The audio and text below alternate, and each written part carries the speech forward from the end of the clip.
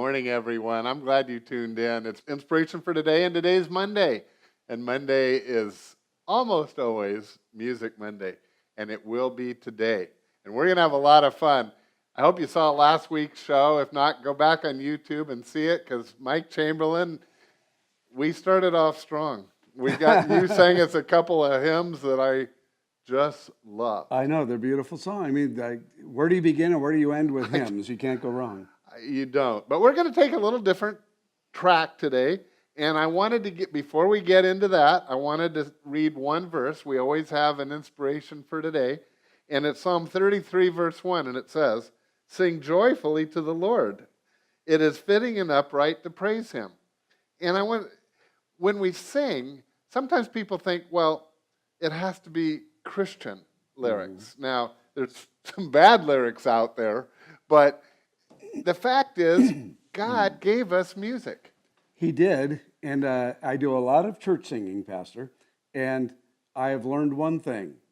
The people with the worst voices sing the loudest. And sit in the front.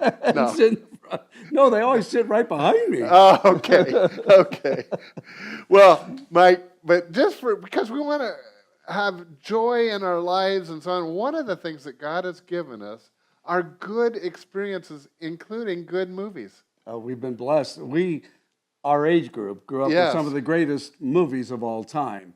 And one of them just happens to be The Wizard of Oz. You're going to highlight that for us. I will, because 2019 marks the 80th anniversary of The Wizard of Oz. No way. You know, The Wizard of Oz was directed by a gentleman named Victor Fleming. And he not only directed The Wizard of Oz, he directed Gone with the Wind in the very same year. Two different studios. Unbelievable, yeah. So this is 80th anniversary, and I put together this 80th anniversary tribute show to The Wizard of Oz. And I have these cutouts, life-size cutouts of all the characters. And one by one, I talk about their role in the movie and what happened in their lives. The Wicked Witch caught on fire. She missed 6 weeks of shooting. When that great scene where in a puff of smoke, she disappears. She actually caught on fire, suffered second-degree burns. You know, Judy Garland was the most tragic of them all. She was 17 years old when she made The Wizard of Oz. MGM didn't even want her to have this part. They wanted Shirley Temple. They wanted Shirley Temple so bad, she was at 20th Century Fox, that MGM offered Clark Gable and Jean Harlow to get Shirley Temple. And they almost did they do it all the time in sports. Like a player trade. Exactly, a player to be named at a later date. They almost pulled this off for the first time in movie-making history when, right in the middle of negotiations, Jean Harlow passed away at the age of 26. Wow. She died of a brain tumor. A lot of people think that the silver peroxide she used on her hair actually got into her brain. That's one of the theories. So anyway, they were stuck with Judy Garland, and I think we all would agree that they lucked out on that. Well, that's fantastic. Now, Mike, how, if people, because you're going to sing us a song or two out of your show, highlighting that, if folks would like to have their club or church or whatever, absolutely, how would we contact you? Probably the best way to do it, I have a website that I used to be a television news anchor, so the website will make sense. It's singing, S-I-N-G-I-N-G, singingtvguy.com. That's great. Mike has done a lot of shows for us, and he has my endorsement as if he needs it. He does not need it. But thank you. So, what are you going to sing for us from Wizard of Oz? One of the characters, of course, was the Scarecrow, and he wanted a brain. So I love singing. You never hear this song anymore, but it's a fun song to sing. But the Scarecrow did this. I could while away the hours, conversing with the flowers, consulting with the rain.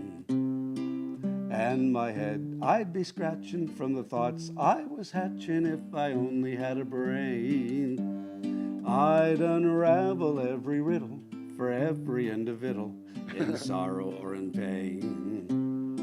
With the thoughts I was thinking I could be another Lincoln if I only had a brain.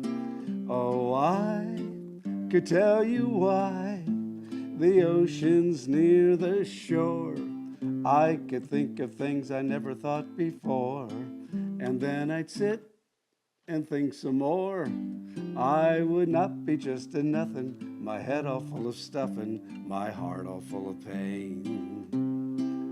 I could laugh and be merry, and life wouldn't be so scary if I only had a brain. I could laugh and be merry, life wouldn't be so scary if I only had a brain. A brain.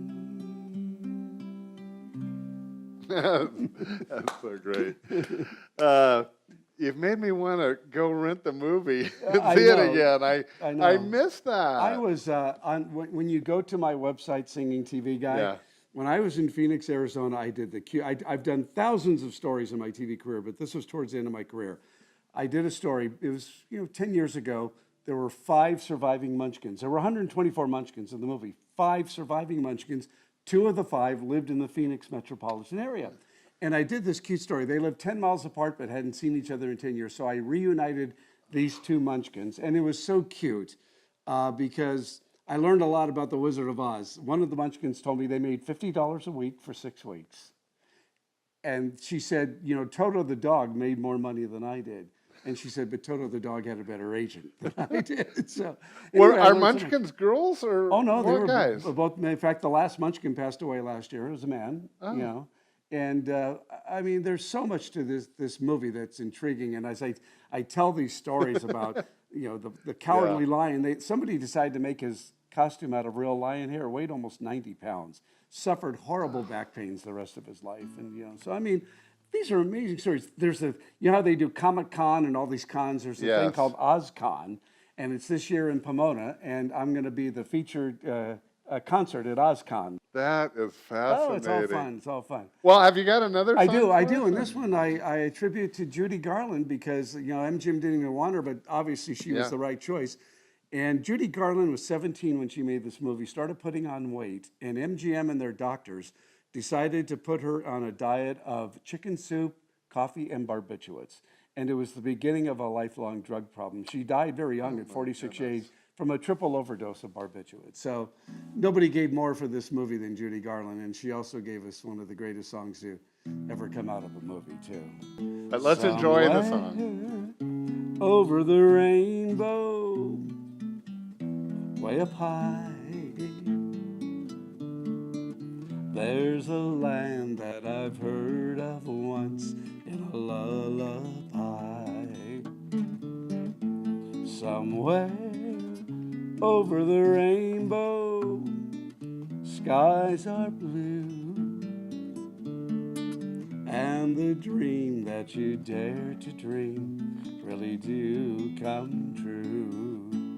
One day I'll wish upon a star and wake up where the clouds are far behind me, where troubles melt like lemon drops. Way above the chimney tops is where you'll find me. Somewhere over the rainbow, bluebirds fly. Birds fly over the rainbow. Why, then, oh, why can't I? If happy little bluebirds fly beyond the rainbow, why, oh, why can't I?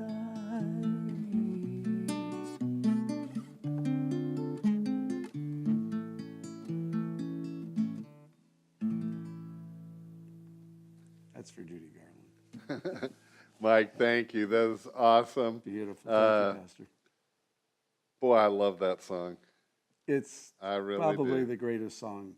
It almost got cut from the movie. Did you know they edited it out of the movie? And then at the last minute, they put it back in. So Laguna Woods, as I said before, I want you to have a great week.